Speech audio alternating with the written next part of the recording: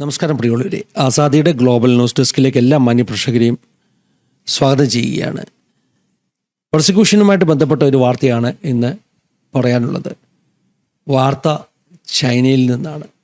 അതായത് വേദപുസ്തകം കേട്ടതിൻ്റെ പേരിൽ ഒരു USB ഒരു ഡിവൈസ് ഉപയോഗിച്ച് കാറിൽ സഞ്ചരിക്കുമ്പോൾ വേദപുസ്തകം കേട്ടതിൻ്റെ പേരിൽ ചൈനയിലെ ഒരു ക്രിസ്തീയ കുടുംബം പ്രശ്നത്തിലായിരിക്കുന്നു.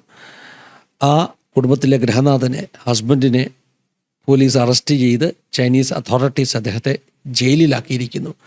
ഈ വാർത്ത വളരെ സങ്കടത്തോടും അതോടൊപ്പം തന്നെ വളരെ അത്ഭുതത്തോടും കൂടിയാണ് ഞാൻ നോക്കിക്കാണുന്നത്. അത്ഭുതത്തിൻ്റെ കാരണം, ഒരു വേദപുസ്തകം വായിക്കുകയോ അല്ലെങ്കിൽ ആ ഒരു ഓഡിയോ കേൾക്കുകയോ ചെയ്തു എന്ന ഒറ്റ കാരണത്താൽ ഒരാളെ ജയിലിൽ അടയ്ക്കുക എന്ന് പറയുന്നത് അതത്ര ക്രൂരമാണ്. ഇന്നും ഈ 21-ാം നൂറ്റാണ്ടിലും ലോകത്തിൽ അങ്ങനെയുള്ള സ്ഥലങ്ങൾ, രാജ്യങ്ങളുണ്ടല്ലോ എന്ന ഒരു വലിയ അത്ഭുതമാണ് എനിക്ക് തോന്നിയത്.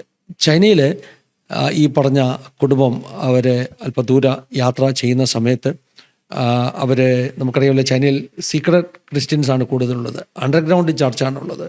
അപ്പോൾ അവർക്ക് അല്പം ദൂരെയുള്ള ഒരു പട്ടണത്തിലെ മറ്റ് സഹവിശ്വാസികളെ സന്ദർശിക്കുവാൻ വേണ്ടി ഈ ഫാമിലി അവരുടെ പ്രൈവറ്റ് കാറിൽ സഞ്ചരിക്കുമ്പോൾ യാത്രയിൽ അവർ ഒരു USB ഒരു പെൻഡ്രൈവ് ഉപയോഗിച്ച് വേദപുസ്തകത്തിലെ വചനം കേട്ടുകൊണ്ടാണ് അവർ സഞ്ചരിച്ചത്.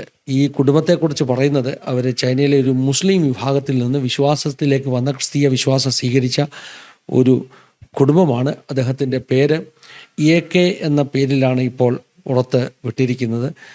കാരണം സെക്യൂരിറ്റി റീസൺസ് കൊണ്ട് പേര് മാറ്റിയൊക്കെയാണ് ക്രിസ്ത്യൻ ബ്രോഡ്കാസ്റ്റിംഗ് നെറ്റ്വർക്ക്സ് ഇദ്ദേഹത്തെക്കുറിച്ചുള്ള വാർത്തകൾ ഇപ്പോൾ പുറത്തുവിട്ടുകൊണ്ടിരിക്കുന്നത്.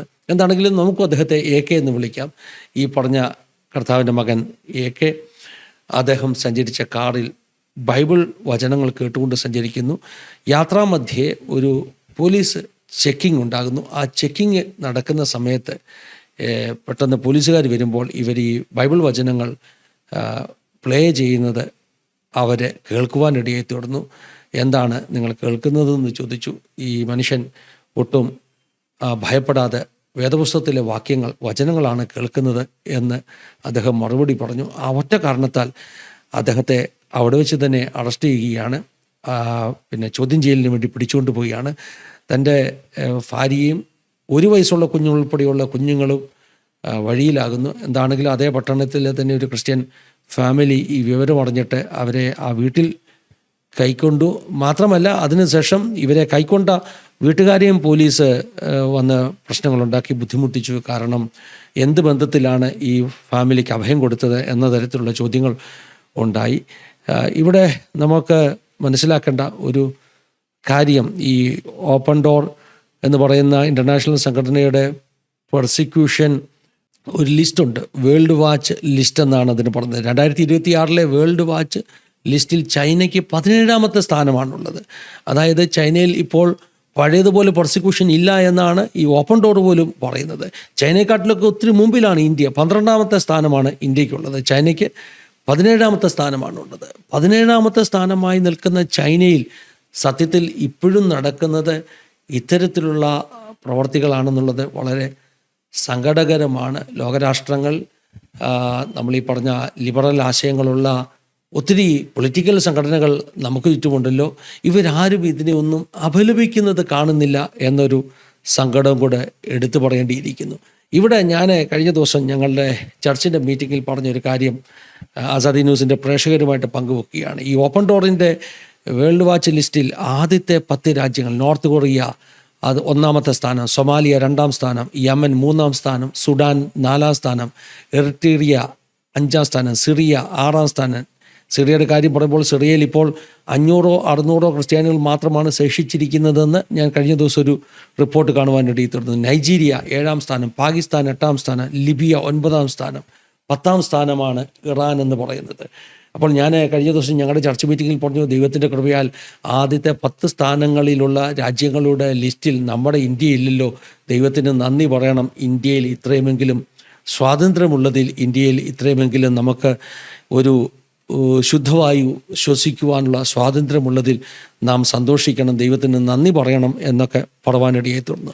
പക്ഷേ ഈ പറഞ്ഞ ചൈന ഇന്ത്യയെക്കാട്ടിലും താഴെ 17ാം നമ്പറിൽ നിൽക്കുന്ന രാജ്യമാണ്. പക്ഷേ ചൈനയിൽ ഒരു വേദപുസ്തകത്തിൻ്റെ ഓഡിയോ കേട്ടതിൻ്റെ പേരിൽ പോലും ആളുകൾ അറസ്റ്റ് ചെയ്യപ്പെടുന്നു.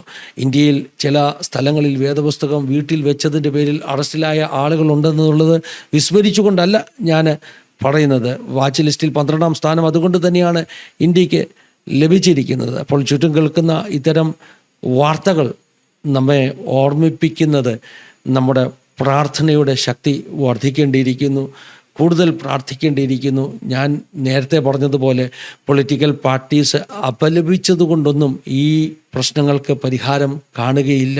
പൊളിറ്റിക്കൽ പാർട്ടീസിന് ചെയ്യാൻ പറ്റാത്ത കാര്യങ്ങളുണ്ട്. പൊളിറ്റിക്കൽ പാർട്ടീസിന് ചിലത് ചെയ്യാം, അവർക്ക് മാറ്റങ്ങൾ ഉണ്ടാക്കാം. ഇന്ത്യയിലും ചില മൊമെൻറ്റ്സ് ഒക്കെ നടക്കുമ്പോൾ നമ്മൾ ആശയോടുകൂടെ കാണുന്നില്ലേ, ഈ മൊമെൻറ്റ്സൊക്കെ ഇന്ത്യയിൽ കൂടുതൽ സുതാര്യത, കൂടുതൽ സെക്കുലറിസം കൊണ്ടുവരുന്നൊക്കെ നമ്മൾ പ്രതീക്ഷയോട് കാണുന്നില്ലേ. പക്ഷേ പൊളിറ്റിക്കൽ പാർട്ടീസിന് ചെയ്യാൻ പറ്റുന്ന കാര്യങ്ങൾ ഉള്ളപ്പോൾ തന്നെ അവർക്ക് ചെയ്യാൻ പറ്റാത്ത ചില കാര്യങ്ങളുണ്ട്. അതെന്താണെന്ന് ചോദിച്ചാൽ, വചനം പറയുന്നു, നമുക്ക് പോരാട്ടമുള്ളത് മനുഷ്യനോടല്ല, വ്യക്തികളോടല്ല, സംഘടനകളോടല്ല. നമുക്ക് പോരാട്ടമുള്ളത് ജഡരക്തങ്ങളോടല്ല, വാഴ്ചകളോടും അധികാരങ്ങളോടുമാണ്.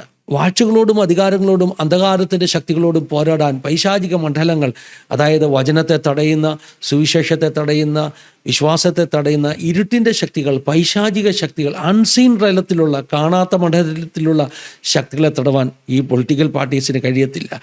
അത് പ്രാർത്ഥിക്കുന്നവർക്ക് മാത്രമേ കഴിയത്തുള്ളൂ. അതുകൊണ്ട് പ്രാർത്ഥിക്കുന്നവരുടെ പ്രസക്തിയാണ് ഈ കാലഘട്ടത്തിൽ കൂടുതൽ ഉള്ളത് എന്ന് പറഞ്ഞുകൊണ്ട് ഈ ന്യൂസ് ബുള്ളറ്റിനോട് അവസാനിപ്പിക്കുകയാണ്. ദൈവം എല്ലാവരെയും സഹായിക്കട്ടെ, അനുഗ്രഹിക്കട്ടെ. God bless you all. Have A wonderful time.